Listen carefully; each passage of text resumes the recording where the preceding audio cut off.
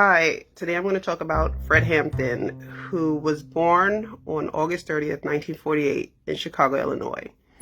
He grew up in a Chicago suburb, and one of his family acquaintances was Emmett Till. And as you know, Emmett Till was murdered at a very young age. Emmett Till's murder and the racial inequalities that Fred Hampton and his family faced in their suburb led him to become active in social justice issues. While in high school, he organized the student section of the NAACP, and served on a high school committee that assisted white students in confronting their racist beliefs.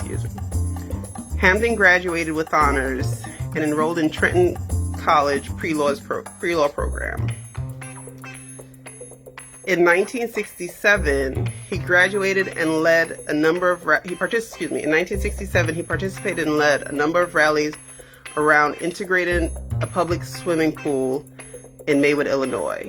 In 1968, he left the NAACP and joined the Illinois chapter of the Black Panther. He was amazing. He was an amazing activist, organizer, and orator.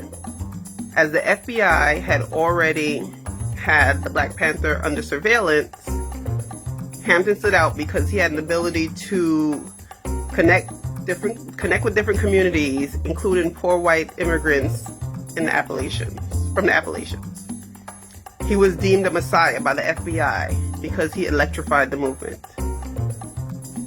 Unfortunately, on December 4th, 1969, the FBI, in conjunction with Chicago PD, raided Hampton's apartment, assassinating him and another Black Panther named Mark Clark.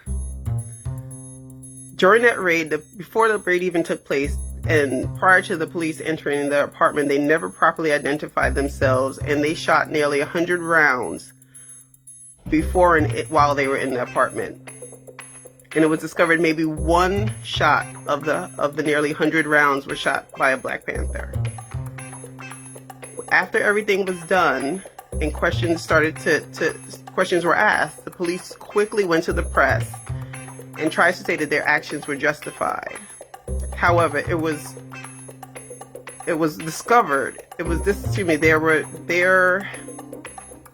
recollection of the facts was promptly disproved as the evidence showed otherwise.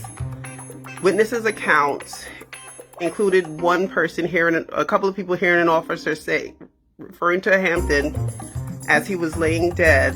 He was dying during the raid. The officer said he was barely alive. Again, referring to Hampton.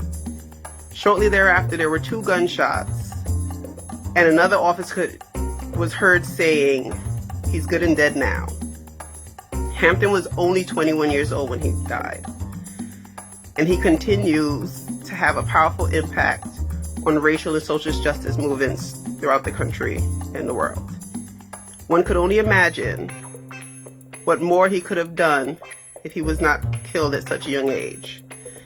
If you want to know more, there's a lot of stuff online, but you can also look at The Black Messiah, which came out last year, 2021, and is currently on HBO Max. Please learn about this history. It's really important to know what happened, because Black history is American history. Thank you.